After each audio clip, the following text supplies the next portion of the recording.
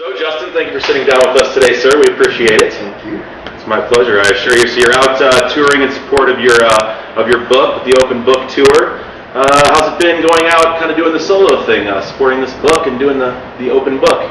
It's a lot different, I'll tell you that much. It's great. It's relaxing, actually, because it's a literary work, not necessarily just about, hey, yeah, give me the book. Right on cue. Right on cue. Yeah, crazy making. And it's a tour about the book itself, so it's a lot more less stressful than a Blue October show. Because Blue October show, you gotta go out there, play about 23 songs, and live every second of it in full rock extent. And this is more of a let me just sit and talk to you without any walls down. It's very mellow. It's very calm, and it's I get to sing the songs that I wrote that are the most poignant in the book the way I wrote them. So most of them are really slowed down and mellow. Most of our heavy stuff is quite the opposite. So it's really nice to get up there and not know what's going to really happen. We do a question and answering thing where people ask me the strangest questions, and I have to answer them honestly. That's my promise to everybody, that I would answer everything honestly, and it's going really good so far. The spoken word part's going great because I get to read pieces out like Any Man in America. I get to read that, and every night when I read that, instead of singing it, it's so much more powerful for me because when I sing it, it's just so raw, and when I read it, it's more like, this is where I was, and yeah, I was going crazy, but I apologize for the things I say, and I really do. So, yeah, it's going really good. You feel more kind of vulnerable, kind of putting yourself out there when it's just you acoustically, kind of telling the story of your songs? I wouldn't say vulnerable. I would say it's more spiritual because it's definitely got kind of honesty to it that even supersedes what it was in the album. It kind of strips away from the presentation and tells you why I had to write it, or it tells you where my head was when I wrote it. A lot of people in the audience are not very happy with some of my stories because I do shed some light on a lot of character defects that I had, and most people think I was this really sweet guy that has been hurt so bad. When I actually did 75% of the hurting. And the other night I had a lady, after I told one story, she was like, "You son of a bitch." And it felt so good to get that. Instead of, "Oh, it's okay, we love you." I don't want that shit. Right. It was more like, yeah, I'm powerless over what any of you think of me. I'm powerless over anything I did in the past. And the only thing I can do is live every day to be a better person for my kids and for my wife, for myself.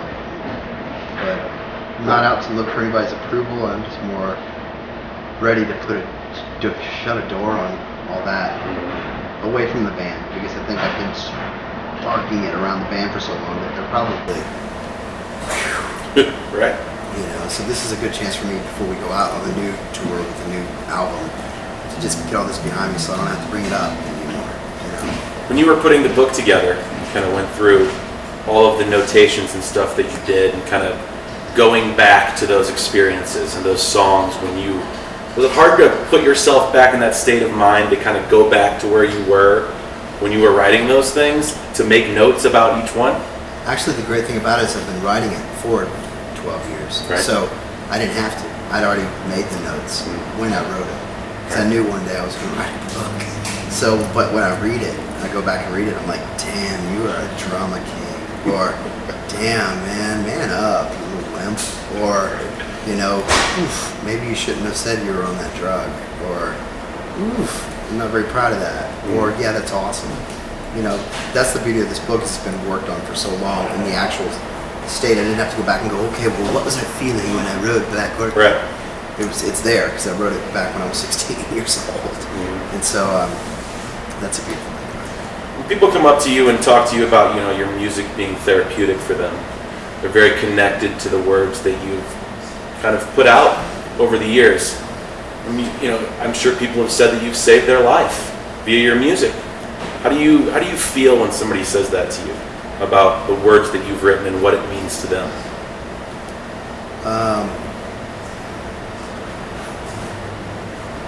I don't really know how to take it because I don't think I did anything. I think that like music was for me when I was a kid growing up, helped me through hard times. I thought that back then too. This band saved my life. When nah, you saved your life. I was just the band you were listening to when it was going on that you connected Right. with. In no way do I have answers for people. In no way am I smarter. I'm actually more dumb.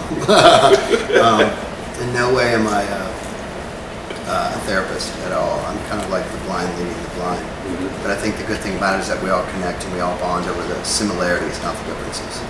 And I think that's very healing when someone wants to get better in any situation, is when they go into a group of people to look for the similarities so they can learn from it. Because when you go into a room and you see what you don't want to be, that's instant learning right there. But when you see what you can covet and love, you just hold on to it. So I have to look at them and just say, I'm very blessed to have you in my life when they say those things, because then they remind me why I do it. Fantastic. So a big thing for you now in your life is sobriety. Yeah.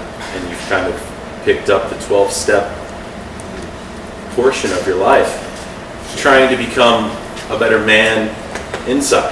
Yeah. How's it changed you over the past year? You have no idea. I mean, jeez.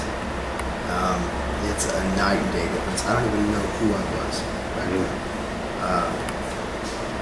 12 steps and sobriety is, the way I like to put it in meetings is, my whole life I'd never been anyone's bitch.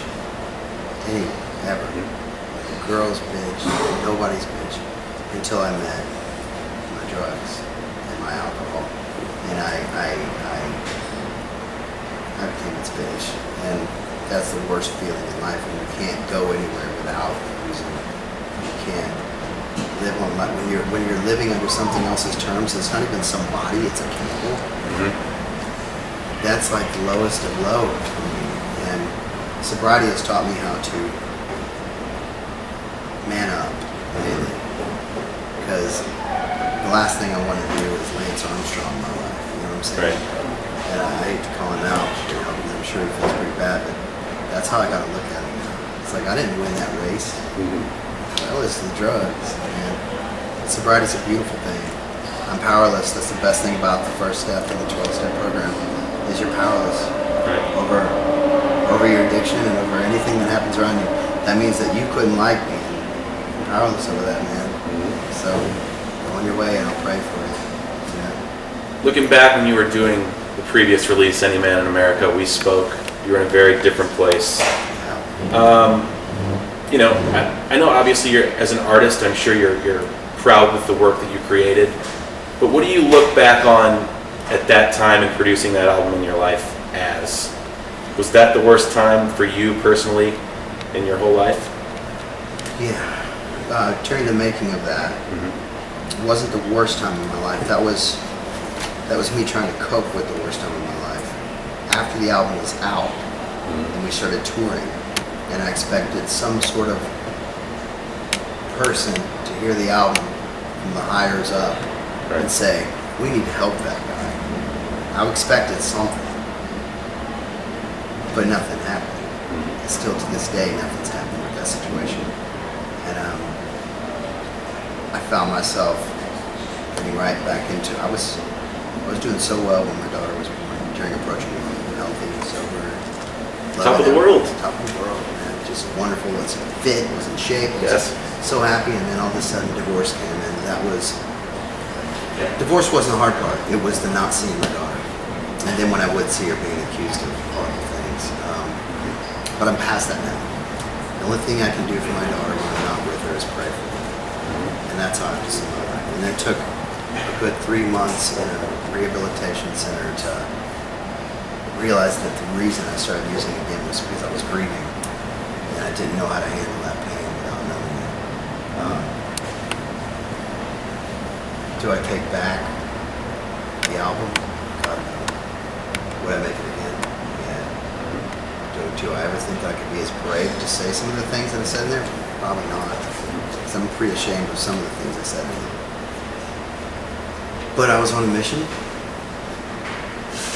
say this is wrong, and it was wrong. And if I would have just stayed clean, I wouldn't be ashamed of any of this stuff. It's the fact that when nothing changed that I went right back to my old ways. And I'm ashamed of that, but then shame is another way of being selfish. And I'm in a better place now. I've been 11 months sober. Congratulations. See, the thing I think about is you shouldn't pat me on the back for that shit. It should have been It's that a way good the whole start. time. I mean, shit, where we've been for 30 years. I know. You know? But the greatest thing is discovering life again about sobriety. The 12 steps help that. You know, and I know it's an anonymous program, but I can talk about it as much as I want. It saved my life. It's not just a program about addiction, and it's a way of living. I swear to God, it's a beautiful way of living. So. How do you think sobriety for you will change the music? Will change your outlook? I mean, the core sound of Blue October will be there, but now with you being in a completely different place, what's the message going to be? Empowerment, confidence, miracles, peace, serenity, embracing the darkness, making it your family, recognizing the truth in every situation, whether it's dark, ugly, and I wrote The End sober. It's the darkest piece of music I've ever written. And so I'm just going to be happy to write something that's more just, oh, God. I don't have to cry during this thing. Mm-hmm. I know, baby. Boom! You know? Right. That's how I can't wait for. And I think we've done it on the new album. So. Yeah, how was I was going to touch on that, how you guys were in the studio recording. How is everything coming together? It's coming together, but now with sobriety, I'm a lot more picky. Picky, do you remember when we talked about Any Man in America? It was like, you move a guitar here, move it back. You move a vocal here, move it back. Yeah. So you were kind of like that before, but how, going in there, all this stuff is representative of Blue October, and it's a positive step for you guys. It is a positive step for me. I'm just now aware of how much it will affect the album if it doesn't get done. Right. You know, and how much if that one little thing doesn't happen, it'll destroy the whole album. Mm-hmm. You know, I covet these albums, man. I covet them like my kids, you know, and I love everyone that works on them, you know. But yeah, I'm a lot nicer on this album.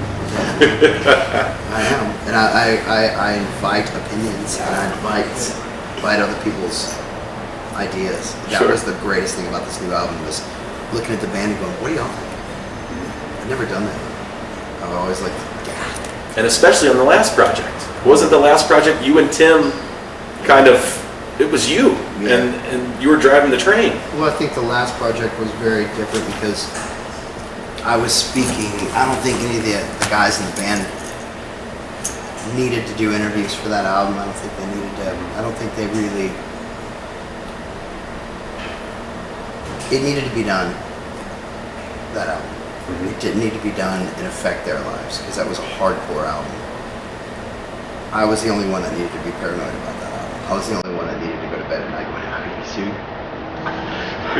Am I doing this right? I'm the only one, so I needed to let them hang for a little bit. Mm-hmm. This album is like, there's nothing. I've already said all the stuff I needed to tell my daughter that I loved her, and to tell the courts and to tell the world this was wrong. The more I keep barking about this, I'm gonna bash my head against the wall. So yeah, this album is more like let's get together in a big room. I've got all these songs. Guys, you want to help me build them up? Yeah. So it's good. What do you think of the fan-funded end of this thing? Were you surprised by the reaction to that? I mean, within a week, I think it's at 140% of the goal now.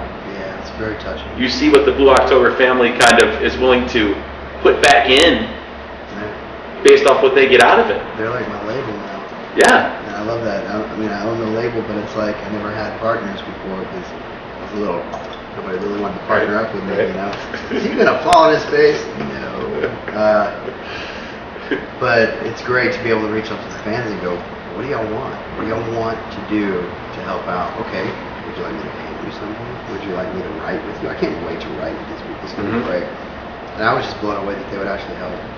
Right. And because we're not rich, and all of my money went into Eating in America.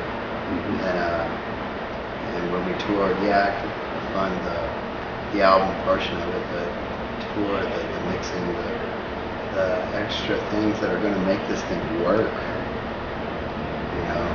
We wanted to make sure we came out of the gate swinging. Because I think all bands are in that situation now where, unless you're Justin Bieber, and which I got respect for the guy. He's got a great deal, and man, he's working his butt off. And poor kid gets a rap if he gets messed up on some drugs. And I'm like, just live it up, but know when to say stop. Get your manager on that thing. You're watching your butt. But I respect every person in the music industry, especially if they're still around. If they're still kicking it and still doing it for the right reasons. And that's what we're going to do. And just by the fact of being able to reach out to fans, we're so blessed. We're so blessed. So we're very grateful for that. I'll wrap up with this one and get you out of here. So you've been kind of through the entire cycle from on a major, drop from a major, back on, the highs of Hate Me, approaching normal, the lows of Any Man in America, coming back out the other side. What's most important to you in your career in music moving forward? To not focus on how much money you're going to make, to focus on being unselfish and doing what you love for a living and doing it the way you love it. I tour with my wife and my daughter now. It's the only way I'll tour. Sober bus, wife and daughter. Okay. And then when I get on stage, man, I've got so much energy and so much respect for just the people in the audience that's all I want to do now is just continue to make brutally honest art. I will not strive for that, even if it's about happiness or peace or serenity. I think I've pulled the fans. I hate calling fans. I think I've pulled the people that support us down this dark hole, and we all get it. Life gets shit. We get that. My main goal now for the future is to not play the victim anymore. Focus on being a survivor and move forward.